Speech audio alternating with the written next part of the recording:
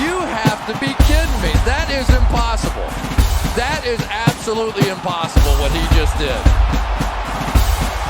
That may be the greatest catch I've ever seen in my life. Stopped by Iguodala to Curry, back to Iguodala to the rim. Oh, great block. James out of nowhere, skies to the right. You've got Marshawn Lynch in the backfield. You've got a guy that's been borderline unstoppable in this part of the field.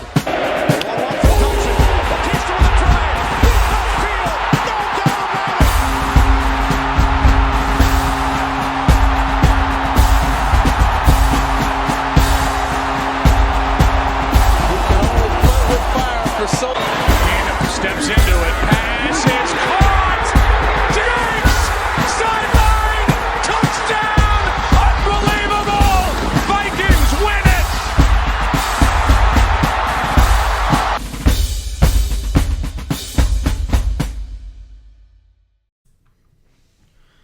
Okay.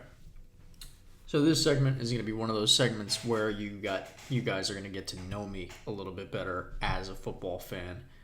You're going to start to understand how I think and where I rank certain players, because I'm going to try not to take crazy long on this, especially because we're already like 45-ish minutes into this probably very long first episode. These episodes probably won't be this long moving forward. But this is the first one, and I really want to kind of set the tone and give an understanding of what my thoughts are on the landscape of football and certain players. So what I'm doing now is I'm gonna give you my power rankings going into this season of NFL quarterbacks, all 32. And this is based off of who is listed as the starter for week 1. So, for example, Drake May eventually is going to be the starter in New England, but it's not Drake May. It's who I have ranked 32nd, so dead last among all starting quarterbacks going into this season. Number 32, I have Jacoby Brissett. So, there's a lot of things that go into these rankings. Some of it maybe is career so far. Some of it is how I feel they're going to do. And then some of it is just personal preference as well. Jacoby Brissett being dead last, one of the major reasons he's dead last is because he's not going to be the starter this entire season. He's just not going to be. And if he is, I'd be surprised. I also don't think he's very good in the first place. He's kind of a career journeyman, which is going to be a bit of a theme when it comes to this part of the list being towards the bottom. There's nothing special about Jacoby Brissett. There's not a whole lot of argument. Some people are going to be more passionate towards guys that are full-blown starters in this league. But Jacoby Brissett is a backup in the NFL. That's what he is. He's one of these guys that's a backup that's starting right now, and we're going to get through a couple of them. I don't want to spend too much time on my dead last guy, but for me, dead last is Jacoby Brissett as far as the starters. Number 31 is Sam Darnold. Some people might not like that. Listen, another thing, you guys are not going to agree with where I rank these. Maybe you will somewhat, but it's not going to go piece by piece, spot by spot. I have Sam Darnold here for a similar reason. Even though J.J. McCarthy is out the entire season, he's not the answer in Minnesota. Will he be a quality-ish piece?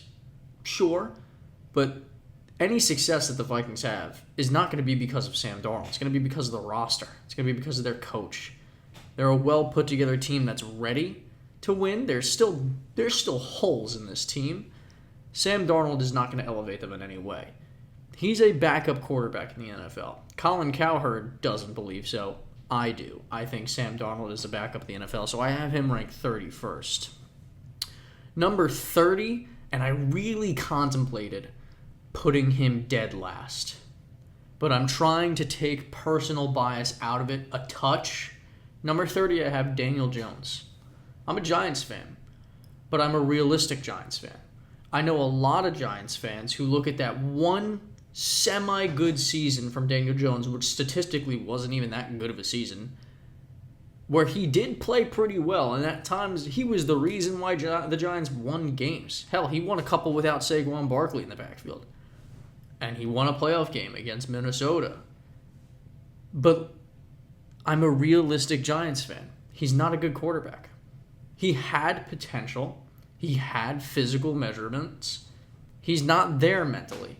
He's clumsy. He can't read a defense that fast. He can't feel pressure in the pocket. He can't make the best throws. He can't make the best decisions. He's number 30. I wouldn't be mad at you if you put him dead last. I think because he's been in the league for a little bit now. By the way, most overpaid quarterback in the league. Let's not even dive into that. His contract is fucking atrocious. And maybe you can make the argument that Deshaun Watson's is worse, but we'll get to that. But yeah, Daniel Jones I have at number 30. I could see him being lower too. It doesn't bother me. I've seen him ranked around that number anyway, so I'm not super opposed to 30. He's fine. Number 29 is Gardner Minshew. I want to first give respect to Minshew Mania. The mullet is fire. The mustache is fire. The person he seems super cool. Seems super laid back. And he's a phenomenal backup. He's a really good bridge quarterback too. Like, he can go in and help your team. Like, he can. He's not a bad quarterback. There's not 32 starting quarterbacks in the NFL, if you know what I mean. There's not 32 quarterbacks in the league that deserve to be a starting, that are good enough to be a starting quarterback for years. And Gardner Minshew is one of those guys that's just not good enough. He's probably the best backup quarterback in the NFL, and he has streaks where he plays well. But he's never been and never will be the reason why his team wins a game. He can help a team not lose, but he's not going to elevate a team. He'll be okay. He might keep the Raiders in some games, and he might be a part of the reason why they win a couple more than you expect. But there's nothing special about Gardner Minshew. Number 28 is because he's a rookie. And I don't have certain rookies I have ranked, here and there. And a lot of that is based off of potential. I can't go too high for any of them because we haven't seen them play a down of regular season football yet. But number 28, I have Bo Nix. I think he's going to be solid. He kind of reminds me, and this whole situation with him in Denver kind of gives me a Mac Jones rookie year type of feel. And I do think that he has a defined ceiling, but I think that he could be efficient. I compared him to like a poor man's Alex Smith, and that's not meant to be disrespectful to him or Alex Smith, but I think he's going to be a game manager, and I think he'll be a decent one. But because he's a rookie, even though I can see him kind of falling around league average, I can't put him high right now. Number 27, I have Bryce Young. His rookie season wasn't good. Does he still have potential? Sure. There's not a whole lot in Carolina to help him out. He's also obviously undersized, and injuries are going to be a concern because of that. And he just simply did not play well at all at any point during last season. He might have had a few brief plays and brief stretches, but outside of that, there's nothing really much to say about Bryce Young since he's left college. But he's only in his second year. There is room for improvement. But until then, I'm going to keep him pretty low. At number 26, the Mayo Man. It's the Mayo Man. It's Will Levis. I'm not going to touch on what's gone on with Will Levis this offseason, but I will say the kid does have potential. He has a strong arm on him, and it seems like the Titans are kind of all in on him because they're putting pieces around him that could help.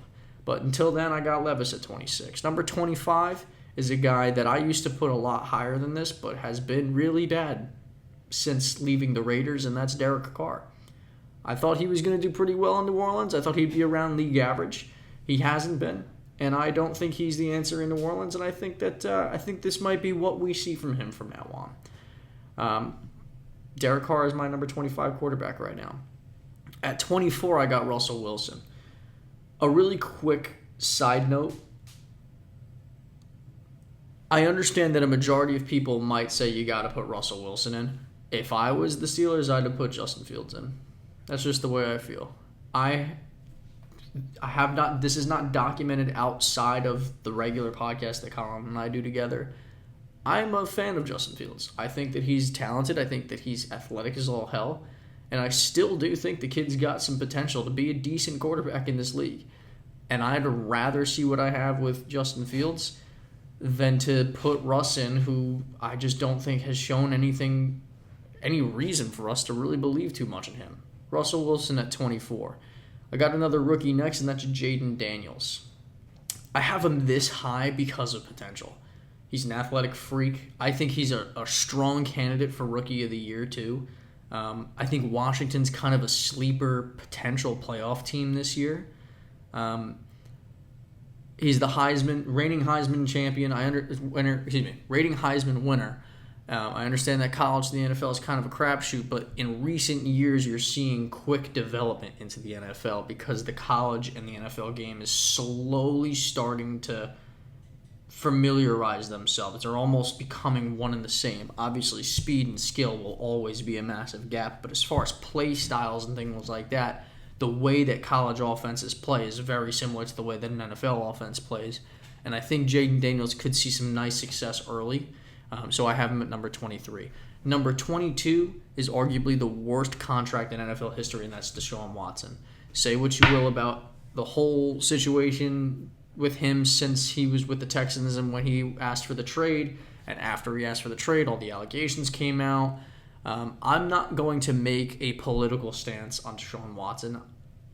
I'm simply going to talk about how Deshaun Watson is as a player. At one point, especially when he was in Houston, he was a top 5 quarterback. After the allegations and the situation and the trade and this ridiculous contract, he's gone from a top 5 quarterback to one of the biggest liabilities in the NFL. Deshaun Watson's pretty low. Listen, some people think he could return to form. I've been, when he was in Houston, one of the biggest Deshaun Watson hype men as far as his play on the field. Ever since going to Cleveland, that's gone. Just completely gone. At number 21, and again, you'll get to know me better when it comes to this player as well, is Geno Smith. I'm just not a Geno Smith believer.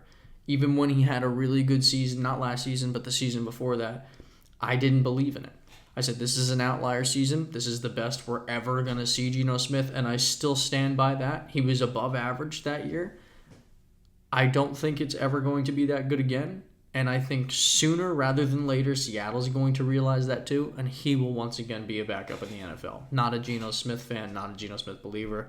It's potentially a take that has drawn controversy for me, because there are somehow a lot of Geno Smith believers. I'm just not one of them. At number 20, a lot of people are going to say I'm overrating this player. My prediction is that I'm massively underrating this player. I have a lot of belief in this player, a lot of hype in this player, a lot of confidence in this player. Caleb Williams. This might be one of the most overhated draft picks I've ever seen. You either love Caleb Williams or you hate him. I will say the expectations for him, and I'm guilty of this, are way too high. Like, there are some people that are putting Chicago in the Super Bowl. I'm not one of those guys. I think that they are a fringe playoff team, potential playoff team. I think Caleb Williams is going to be outstanding. Calling him Mahomes 2.0 is ridiculous and unfair. However, he does have unbelievable, unreal potential. I think he's the best quarterback to come out of the draft since Andrew Luck, and I'm really excited. The Bears, to me, are the most interesting team this season. There's no team I want to watch more than the Chicago Bears, and he's a massive part of that. Caleb Williams at number 20, and I do believe when I do this again next year, it's going to be a lot higher, but we'll see.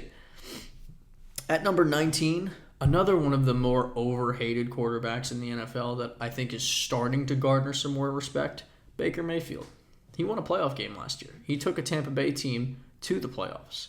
I think Baker Mayfield is a solid NFL quarterback. I don't think he's great. I thought he was doing phenomenal in Cleveland, and I thought them moving on from Cleveland made zero sense. But they did. And when he left Cleveland and went to Carolina and then went to the Rams, things looked bad. They looked bad. When he got the opportunity with the Rams, we saw something. We're like, wait a second. He's still a younger guy.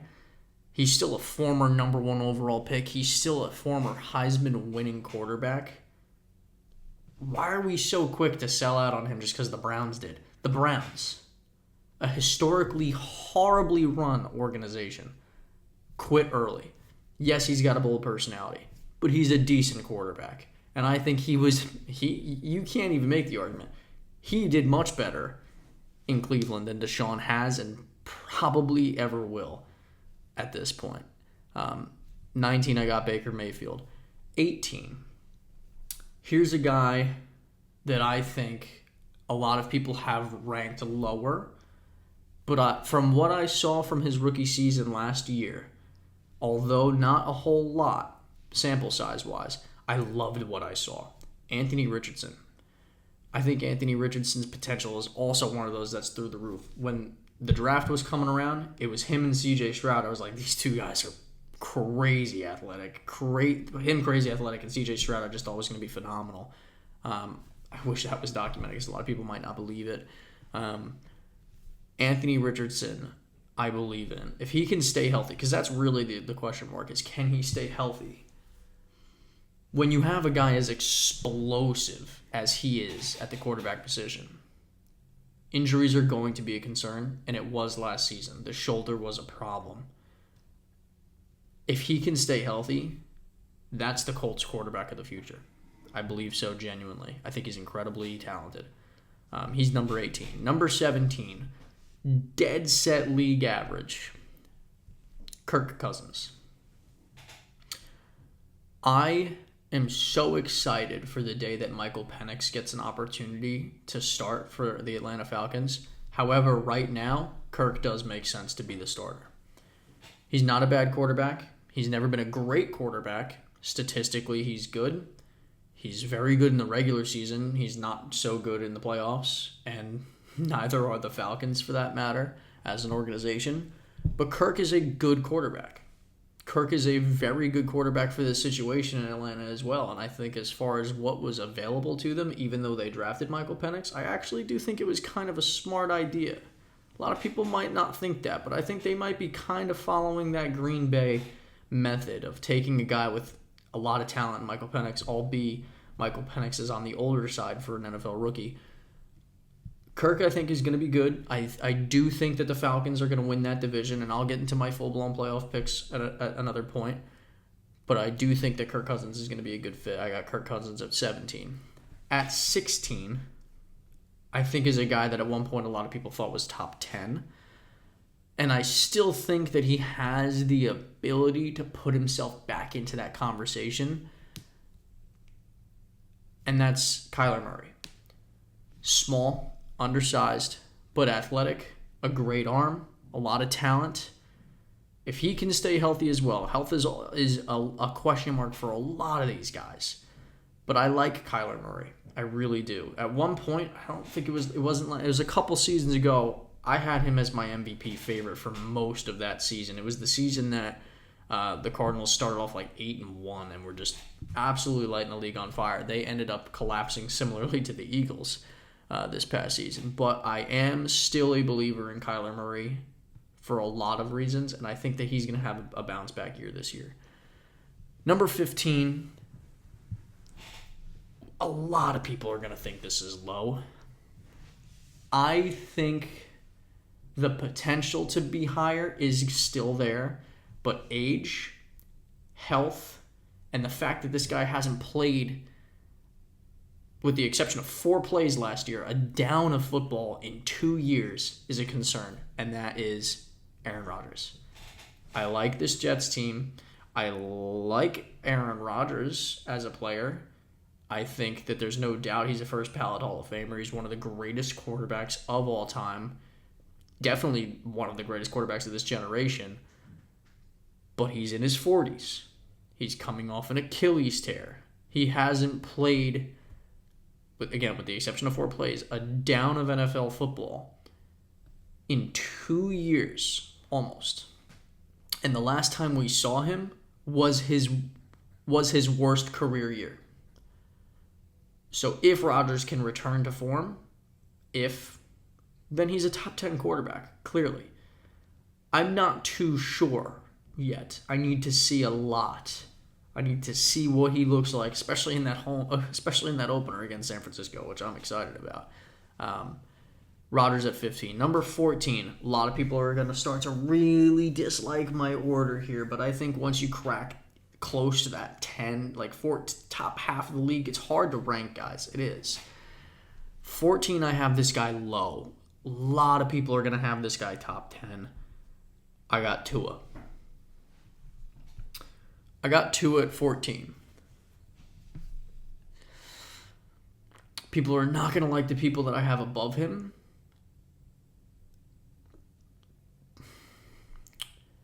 Tua is a quick, smart,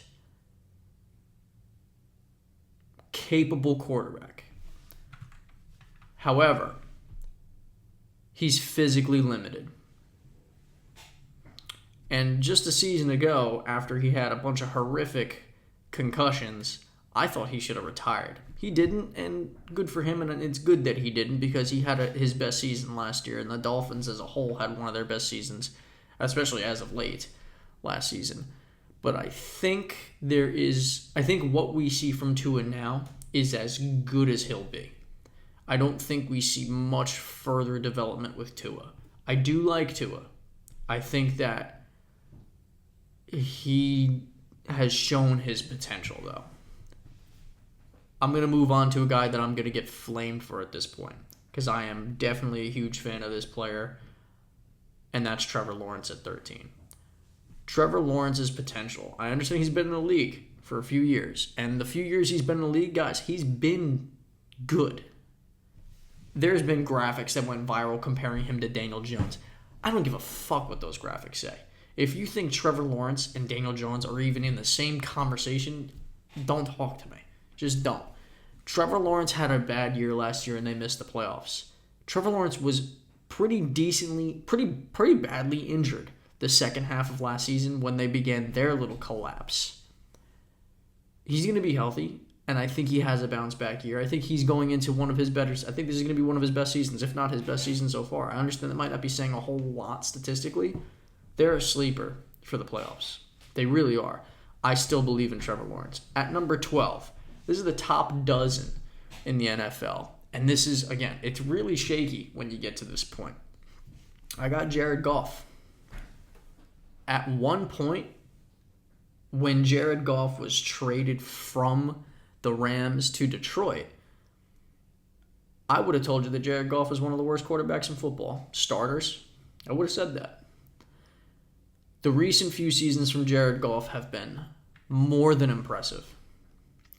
He is a big part of that team. Granted, that team right now is built to win, but he's a part of that.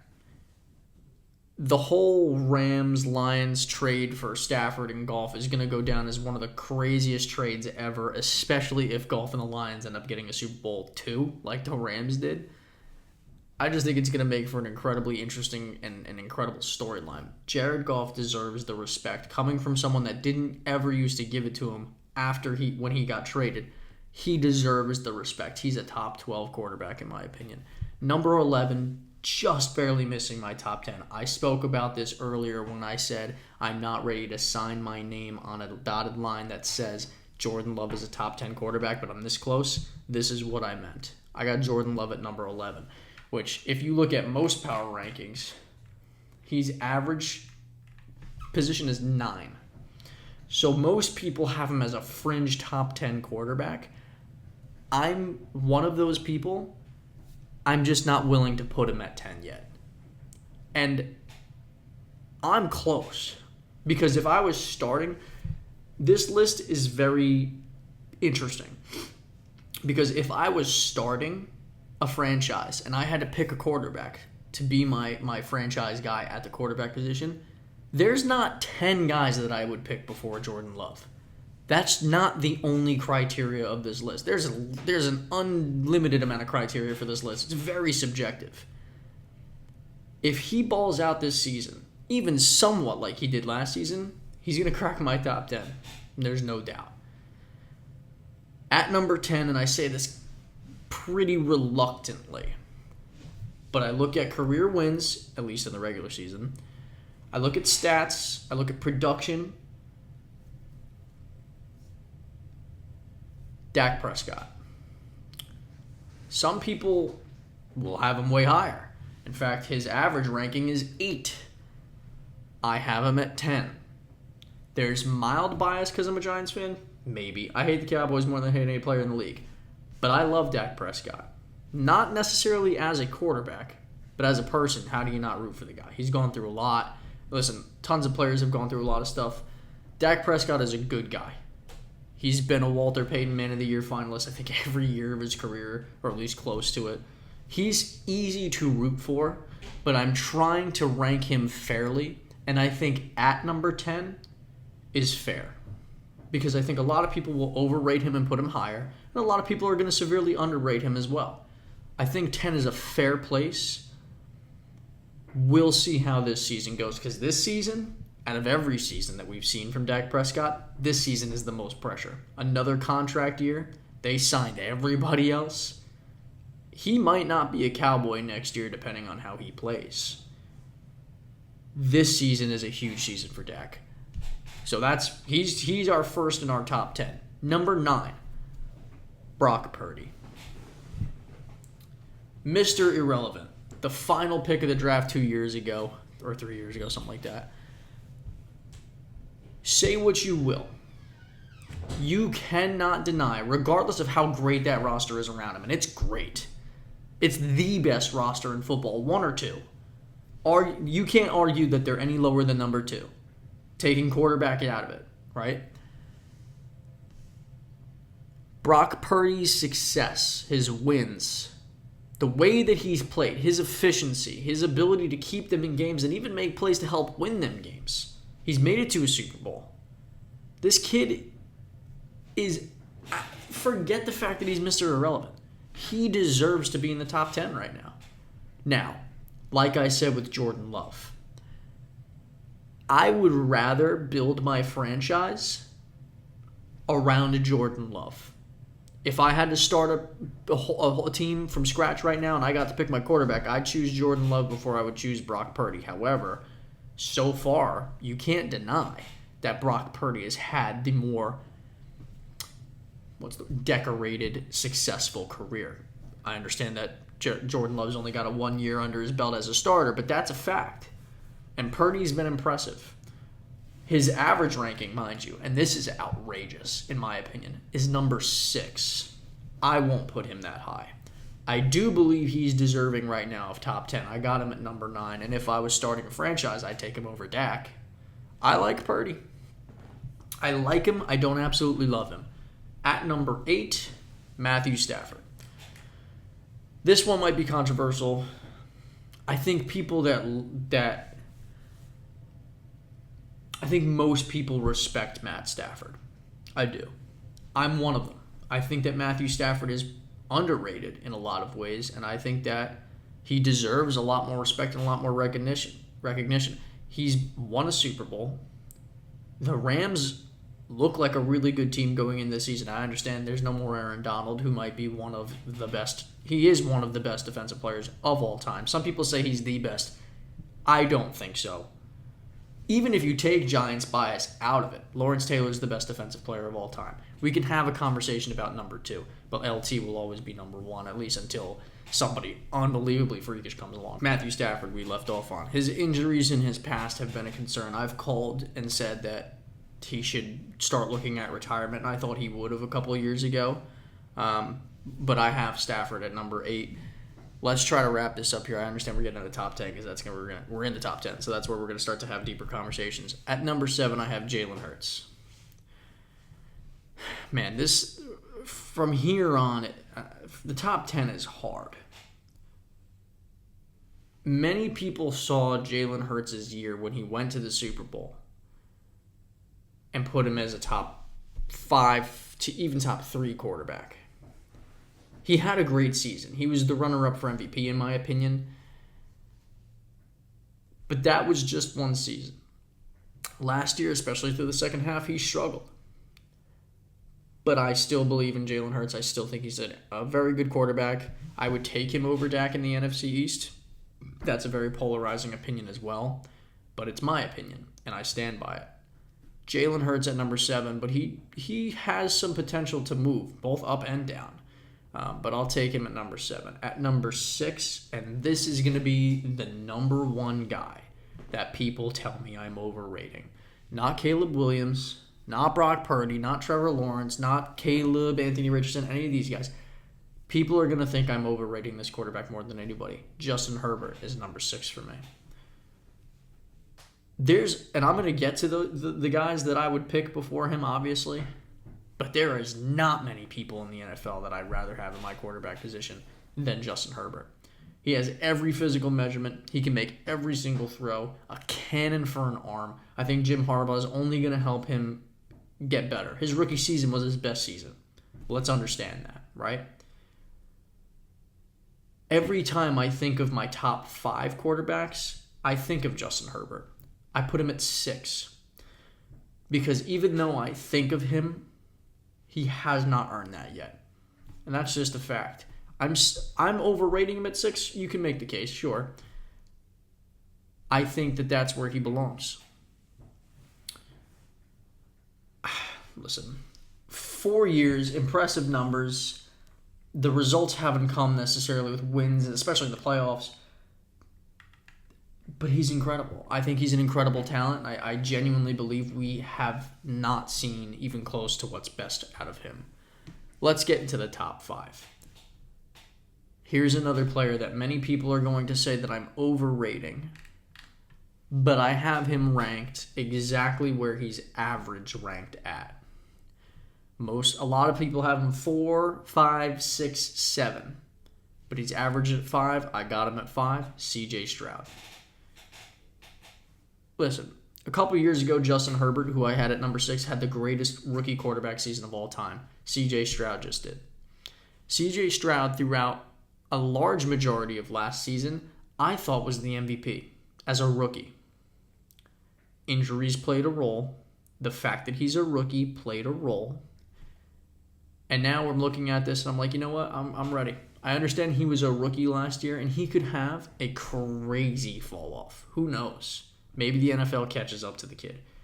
But I think we all saw a lot of special with CJ Stroud. I'm bought in completely. I'm bought into the Texans. I really am. I think they're a Super Bowl contender. They put a whole bunch of players around CJ. Obviously, they're bought into CJ. I think he's incredible. I got him at number 5. Now,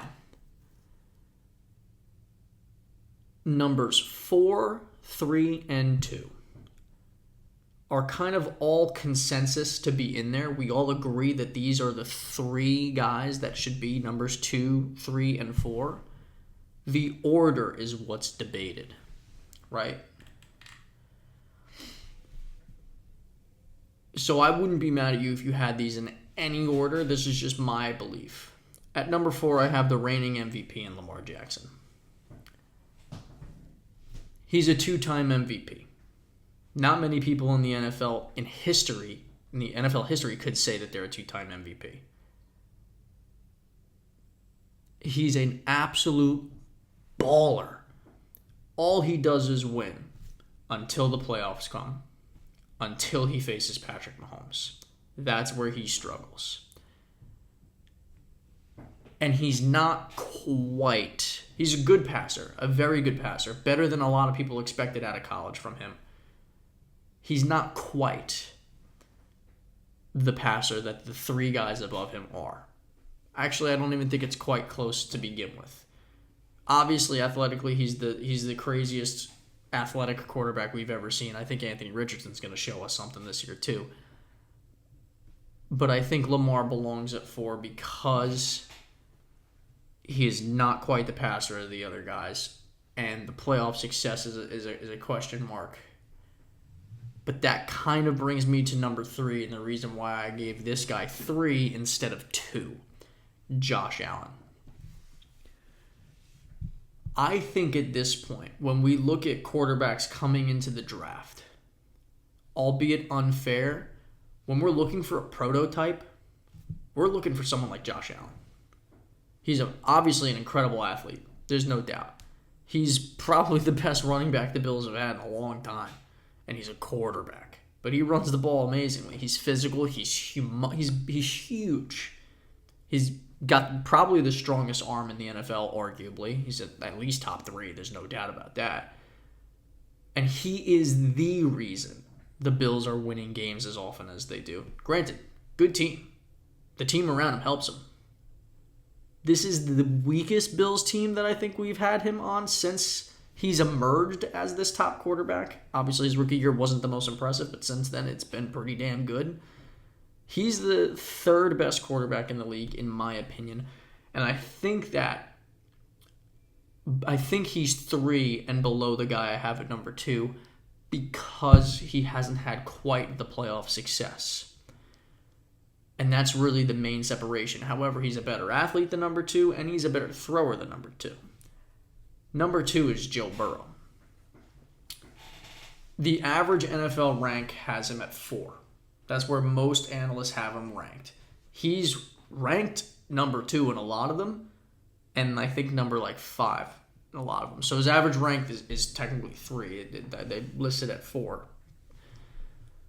He's my number 2 quarterback in the league. I think Joe Burrow mentally is on another level than any other quarterback in the league, I think. And with the exception of maybe one, he's a stone cold killer. Injuries are the only question mark for Joe Burrow. He's missed time. He missed time last year. He missed pretty much his whole rookie season. That's the only question mark for Joe Burrow. We know what he's capable of. His first full season as a starter, he went to the Super Bowl and damn near won it. He is that guy. And if we lived in an era where the number 1 quarterback wasn't in, he'd probably have one by now. But let's wrap this up with number 1. And in my personal opinion, this is the only spot out of all 32 quarterbacks where it's not even a debate.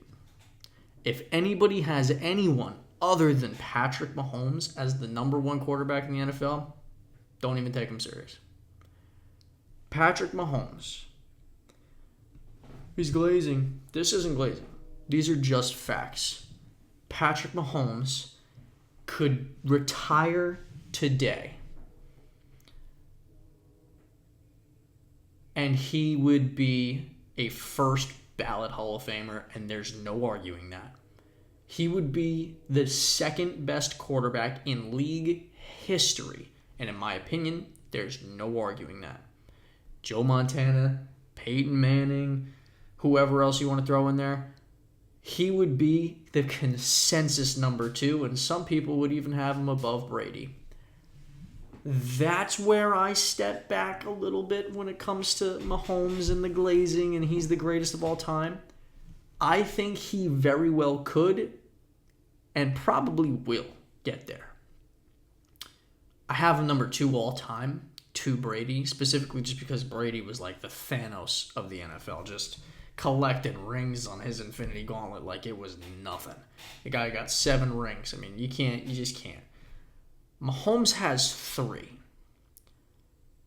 2 back-to-back, looking for a 3rd, and he's still younger than 30. I think Mahomes is 28. Let's just figure this out really quick. 28 years old. And he's working on his 4th ring. He's the best quarterback in football. The Chiefs, year in and year out, are going to be Super Bowl favorites. Year in and year out, Patrick Mahomes is going to be the MVP frontrunner. There's no debating it. He is Mr. Inevitable. I just said that Tom Brady was the Thanos of the NFL. He's the Thanos of today's NFL. He is inevitable. There ain't no Iron Man to this guy. He ain't going to get stopped anytime soon. He's only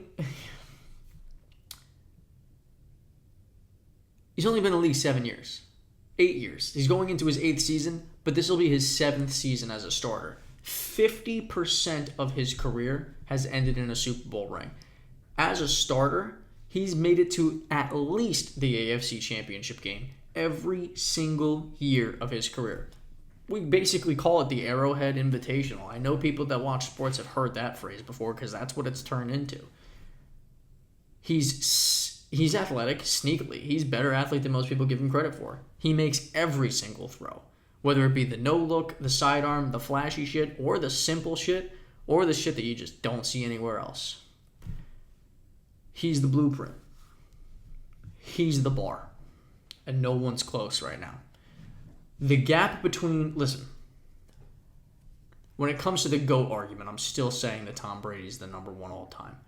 But there has never been a point in Tom Brady's career where the gap between him and Peyton Manning at the time was that big. Or the gap between him and Aaron Rodgers was never that big. The gap between Patrick Mahomes and whoever you rank at number 2 is probably the biggest gap between 1 and 2 at the quarterback position of all time. There was a time where Brett Favre was probably considered the number 1 quarterback in the league, and number 2, not far after him, was probably Steve Young. There was a time where the number 1 quarterback in the league was Joe Montana, and not far behind him, and some people even thought it was the opposite, was Dan Marino. We have never seen a situation. I got Burrow ranked number 2, and I'm high on Joe Burrow. I'm a big Burrow guy. The gap is huge. This guy's working on his 4th ring in his 7th season as a starter. All right, that's where we're going to wrap it up. Those are my top 32 quarterbacks in the NFL. You guys got to know where I stand on that. A lot more of this to come. Long episode. Not going to do a long outro. Stay tuned next week where we go into a little bit more. I'm going to see if I have time to do my whole week 1 picks as well. But for now, that's where we're going to wrap it up.